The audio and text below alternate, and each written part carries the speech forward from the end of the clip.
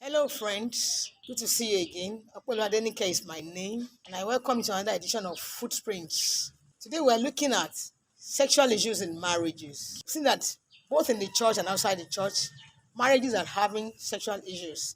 Pastor Femi, what can be done to handle these issues? Okay, in the mind of God, God decided that sex will be a blessing, not a burden.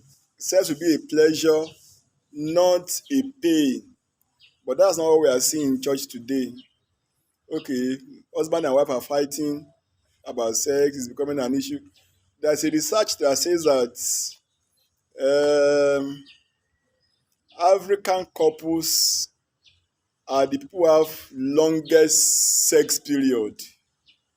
Okay, okay, so they say they fight for 40 minutes on the bed and have sex for 5 minutes. So the first 40 minutes, hey, leave me, leave me, leave me. By the time they are ready for the sex, they are already tired. Okay, three things are probably the issue that is making sex generate tension. Actually, marriage counselor says sex, finance, and communication are the issues that usually will generate tension in marriage. So let's talk about sex.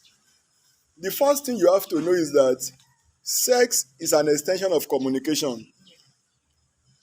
Husband and wife don't want to talk about sex, but you want to do sex.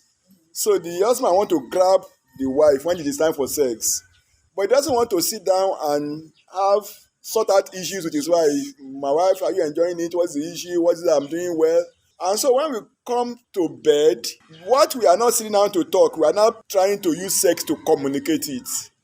Okay, so you have to know that you have to talk about sex between you and your wife, between you and your husband.